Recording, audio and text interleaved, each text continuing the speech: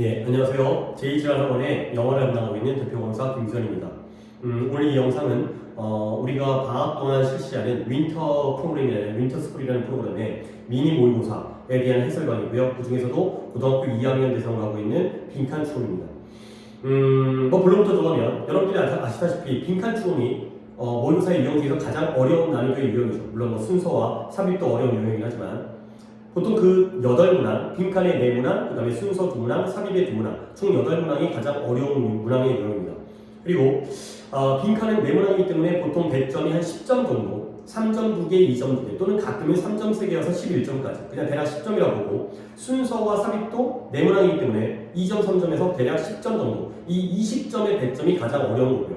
그리고 특히 올해 25학년도 수능에서는 빈칸 4문항 중에서 4문항이 모두 다 4위, 오답률 4위 5개, 오답률이 많았던 어려웠던 지문의 탑 5 안에 넣었어요. 1, 2, 3등이 빈칸이었고 5등 문항이 빈칸이었습니다. 물론 매년 그렇지는 않고요. 순서 삽입도 어려울 때가 있고 21번에 함축적 의미가 어려울 때도 있고 가끔은 어법이 탑 5 안에 들어가기도 하고요. 근데 올해는 빈칸 4문항이 모두가 다 들어갔다가 되는 거죠. 그러니까 역시 빈칸은 어렵구나. 근데 빈칸이 어려운 이유는 빈칸에 출제되어지는 지문의 난이도도 쉽지 않습니다. 보통 이제 논리적인 글 또는 이제 추상적인 글이 들어가기도 하고요. 근데 유형상 빈칸을 푸는 것 자체가 아이들이 어려운 이유가 일반적인 학생들이 푸는 방법을 보면 지문을 쫙 읽어요.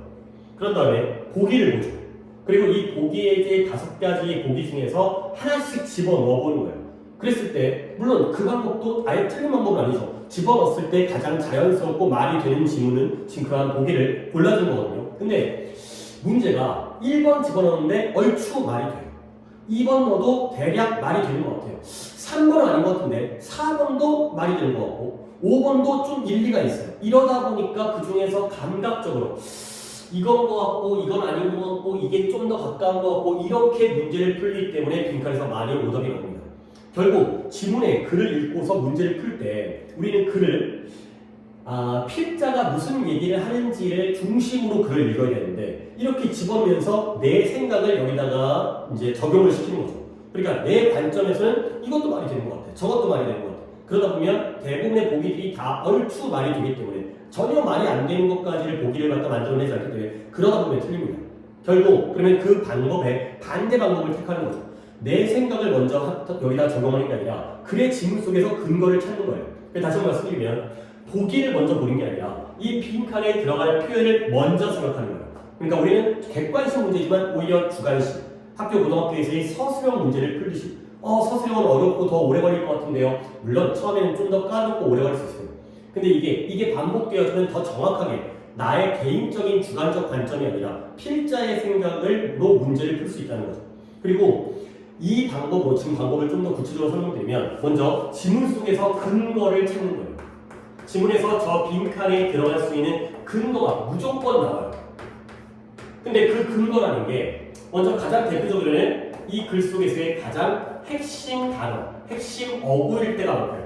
계속 이 단어들을 반복하고 있을 때 그 어구가 그대로 들어갈 가능성이 있고요. 그리고 핵심 키워드가 드러나지 않는다면 글의 전체적인 맥락 속에서의 주제 또는 요지 이러한 내용들이 빈칸에 들어갑니다. 그러면 이 자리에다가 핵심적인 키워드가 나온다면 그 키워드를 여기다 적어요. 그리고 나서 보기에다가 해당되는 것들과 하나씩 1대1 대응을 했을 때 그것과 가장 가까운 걸 골라주는 거죠. 그렇게 문제를 풀게 되면 여러분들의 생각으로 푸는 게 아니라 필자의 생각으로, 필자의 주장으로 문제를 풀 수 있다는 거죠. 또는 이게 명확하게 들어가 있지 않다면 그 전체적인 맥락과 주제의 요지를 파악해서 여기다가 그 생각을 집어넣는 거예요. 그러니까 굳이 지문에 있는 영어 단어를 그대로 쓸 필요도 없고 이걸 주관식으로 풀 때 주관식으로 집어넣는 거죠. 꼭 핵심적인 키워드의 영어를 쓸 필요도 없어요. 이 글 전체의 주제와 맥락에 의해서 우리의 국어로 이 자리에다가 집어넣어도 상관없어요. 이건 남한테 보여주는 게 아니라 나 혼자 문제 푸는 방식이기 때문에. 그리고 가끔씩은 꼭 언어를 사용할 필요도 없고요. 어떤 기호라든가 어떤 상징이라든가 이런 것들의 표시를 집어넣어도 돼요.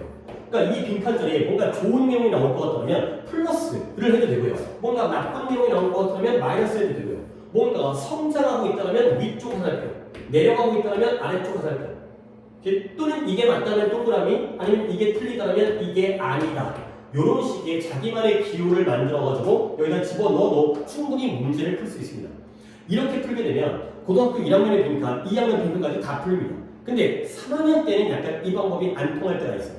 왜 그러냐면 보기를 엄청나게 어렵게 내기 때문에 나는 분명히 주관식으로 뭐가 들어갈지 아는데 그 내가 찾아낸 그 주관식의 답과 이 보기에 있는 이 답이 1대1 매칭이 안 되는 거예요. 여기에 너무 어려운 표현이라든가 비유적인 표현이라든가 속담이라든가 어떤 철학적인 내용이라든가 이렇게 나오게 되면 그때는 못 풀죠. 근데 그 문항이 빈칸의 네 문항 중에 모두가 그렇게 나오지가 않아요. 뭐 나온다면 한 문항 또는 많아봤자 두 문항 정도. 그 정도. 물론 나의 어휘의 수준에 따라서는 더 많게 느껴질 수 있겠지만 기본적인 어휘를 갖다가 알고 있다면 그렇게 일부러 까다롭게 보기를 만들어낸 경우는 한 문항 또는 많아봤자 두 문항. 그렇다면 빈칸의 경우에 이 방법 고1, 2 때까지 연습을 한 방법으로 고3의 수능을 풀게 되면 두 문항에 최소 두 문항에서 세 문항까지는 풀 수 있다는 거죠. 그럼 여러분들이 이미 알고 있겠지만 아까 얘기한 대로 빈칸이 2점 아니면 3점입니다. 3점일 가능성도 있어요. 그러면 그거 틀려봤자 3점 또는 2점 까이는 거죠. 순서에서 삽입에서 틀린다 하더라도 세 문항 틀리면 1등급은 받을 수 있다는 거죠. 92, 3점 정도는 나오기 때문에. 그러니까 그 어려운 문항까지를 풀기 위해서 또 다른 방법까지를 우리가 배우는 것보다는 고1, 2 때에 그대로 나왔기 때문에 그 방법을 연습한 다음에 고3 때에 적용해서 두 문항 또는 세 문항까지의 빈칸을 맞게 되면 충분히 나머지 다른 기본적인 문항들을 맞는다는 전제에서는 충분히 1등급을 이제 확보할 수가 있습니다. 그래서 빈칸은 끝까지 이 방법으로 풀면 됩니다. 그래서 고3 때가 돼서도 또는 수능장에 가서도 이 방법으로 푸는 걸 지금부터 연습하시면 되겠어요. 그러면 이 방법들이 어떻게 적용되어지는지 한번 실제로 보도록 하겠습니다. 자, 첫 문장. 사람들은 손실 또는 상실을 싫어한대요. 당연하죠. 내가 뭔가를 얻는 게 아니라 잃어버리는 걸 싫어하는 건 뭐 당연히 인간의 심리일 테니까. 그래서 무언가를 잃어버린다는 건 당신을 두 배나 어떻게 miserable 비참하게 만든다는 거예요.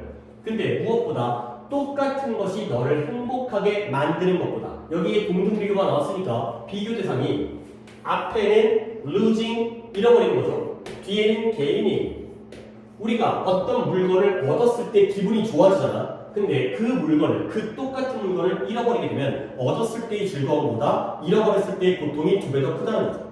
그러니까 우리가 뭐 이제 이성교제를 해가지고 남자친구라든가 여자친구를 만났을 때 그때는 기분이 좋겠죠. 근데 그 친구와 그 이성과 헤어졌을 때는 그 사귀었을 때의 행복감이 두 배, 그보다 두 배의 고통을 겪게 되는 그러한 결과가 되겠어요.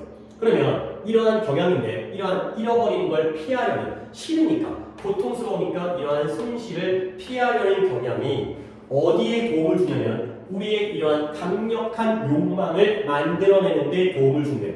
이러한 싫은 손실을 싫어하는 경향 때문에 이러한 강력한 욕망이 생긴다는 거죠. 그러면 이때 욕망이 어떤 욕망인지 이 빈칸에 들어간 자리에 대해서 뒤에서 근거가 분명히 나오는 거예요. 어떤 욕망이 만들어졌는지. 근데 그 원인은 무엇이다? 잃어버리는 손실을 싫어하는 경향 때문에 이 강력한 욕망이 만들어지는 거죠. 자, 그러면 여러분들이 꺼려한대요. 뭘 꺼려하냐면 여러분들이 이미 가지고 있는 것을 포기하는 것을 꺼려해요. 근데 뭐 때문에? 그러한 손실의 고통을 겪기를 원치 않기 때문에. 그렇다면 그러면 여러분들은 turn down 거절할 거예요. 뭘 거절하냐면 거래는 거래인데 어떤 거래예요? 여러분들이 otherwise 그렇지 않다면 했었을 수도 있는 만들어냈었을 수도 있는 그런 거래를 거절하게 되는 거죠. 평소라면 이런 거래를 충분히 했었을 텐데 그러한 거절을 갖다가 이런 거절들을 거절하게 되는 거죠. 이런 거래들을 거절하게 되는 거죠. 그 이유는 뭐다? 이러한 가지고 있는 것을 포기하는 것을 꺼려하기 때문에. 자, 그래서 이제 실험이 나오죠. 이미 근거는 나오긴 한 것 같은데 아직까지는 여러분들은 빠르게 근거를 찾을 수가 없기 때문에 여러 번 반복되어지는 근거들을 찾습니다. 한 실험에서 한 학급에 있는 학생들의 절반이 received coffee mugs, 커피잔을 받았어요. 그리고 나머지 절반은 초콜릿 바를 받았어요. 그러니까 커피잔을 받은 학생들이 있고 그 다음에 초코바를 받은 학생이 있는 거죠. 근데 머그잔과 그 초코바는 거의 그 머그잔과 초코바는 거의 about the same 가격이 거의 비슷했어요. 둘 다 5,000원짜리인 거야. 가치에서의 차이가 없는 거죠. 근데 이 사전에 프리-테스트에서 미리 사전 테스트를 했는데 학생들은 초콜릿을 갖다가 골라주기도 하고 그 다음에 또는 다른 것들을 골라주는 게 거의 다 가능성이 비슷했다는 거죠. 그래서 학생들의 경우에는 choose 하나를 그 초콜릿을 고르거나 나머지 머그잔을 고르거나 거의 다 골라주는 선택은 비슷했죠. 근데 그러나 실험의 결론은 여기 나오죠. 그러나 when offered the opportunity, 기회는 기회인데 머그잔에서 초코바로 또는 or vice versa 하게 되면 얘는 라틴어로 정반대 또는 정반대도 마찬가지다, 똑같다 이런 뜻이죠. 그래서 머그잔을 처음에 골랐던 학생이 초코바로 변경할 그런 기회를 제공받았을 때, 근데 그 반대도 마찬가지라는 건 처음에 초코바를 고른 다음에 그 다음에 머그잔으로 교체할, 변경할 그런 기회를 부여받았을 때 마지막 결론 only one in 10명 중에 한 명, 몇 명이에요? 10%밖에 안 되죠. 그들이 switched, 변경을 했다가 되겠습니다. 오케이? 그러니까 내가 이미 가지고 있는 것을 잃어버리기 싫기 때문에 이것들을 다른 걸로 교체하는 걸 꺼려하게 된다는 거죠. 그러면 여기 이제 뭐가 들어갈까요? 상실, 손실을 잃어버리는 경향이 뭐한다? 스위치를, 이러한 교체라든가 변경을 한다 안 한다? 안 한다가 되는 거죠. 내가 가지고 있는 걸 놓치기 싫기 때문에 새로운 것들을 얻는 것을 오히려 꺼려하는 거예요. 이걸 두 개를 바꾸는 걸 싫어하는 거죠. 또 다른데 어디 있을까요? give up, 포기하는 것을 꺼려해요. 가지고 있는 걸 포기하는 걸 꺼려하죠. 스위치나 give up이나 둘 다 마찬가지로 싫어한다는 거예요. 가진 것을 포기하는 걸 싫어하는 게 바로 교체하는 걸, 변경하는 걸 싫어하는 거죠. 다시 한번 그 원인은 무엇이다? 이 상실의 고통을 싫어하기 때문에가 되겠어요. 그러면 이 상태에서 보기를 한번 보겠습니다. 이 부분은 제가 지우지 않고 한번 이렇게만 한번 지운 다음에 거기에 있는 내용들을 살펴볼까요? 자, 1번입니다. stick with라는 게 고수하다, 지키다가 되는 거지. 뭘 고수하냐면 현재의 보유, 홀이라는 게 지니고 있는 거기 때문에 내가 현재 보유하고 지니고 있는 것을 고수한다. 이거죠. 그렇죠? 그러니까 내가 가지고 있는 것을 고수한다는 게 새로운 것으로의 변경 또는 가지고 있는 걸 포기하는 것, 이런 것들을 싫어하죠. 자, 그러면 다른 분이 볼까요? 여러분들의 거래에서의 실패를 극복한다. 내가 거래를 잘못한 거야. 근데 그 실패를 극복한다. 거래 자체를 안 한다니까. 그 다음에 exchange, 네가 가지고 있는 걸 남들과 교환한다. 교환 안 한다니까. 그 다음에 초코바를 구매하고요. 아, 초코바와 머그잔을 둘 다 구매한대요. 아니, 하나만 사야 된다니까. 그 다음에 심리학적인 실험에 참여한다. 아니, 이미 참여를 했다니까. 그렇죠? 이런 관점으로 보게 되면 훨씬 더 내가 나의 생각으로 문제를 풀었던 데 비해서는 더 빠르고 정확하게, 이게 습관이 되게 되면 주관식으로 대단하게 만드는 거 아니야. 주관식으로 한다고 해가지고 아, 나는 영어를 갖다 못하는데 서술형은 더 어려운데, 이런 방법이 아니라 있는 내용 중에서 핵심적인 키워드를 잡아내면, 핵심 어구와 주제를 잡아내면 거기다가 집어넣었을 때에는 거기에 1대1 대응에 충분히 찾을 수 있다는 거죠. 다시 한번 말씀드리지만 고3 때까지 모든 4개의 문항을 무조건 풀 수 있는 방법은 아니에요. 이 방법으로 풀지 못하는 문항을 출제돼요. 하지만 그건 하나 또는 2개일 거랍니다. 이 나머지 문항만으로도 이 방법을 숙달하게 되면, 이게 연습이 된다면 2, 3개까지의 빈칸은 충분히 맞을 수 있기 때문에 이렇게 등급 관리를 하시면 되겠습니다. 네, 첫 번째 영상은 여기까지입니다.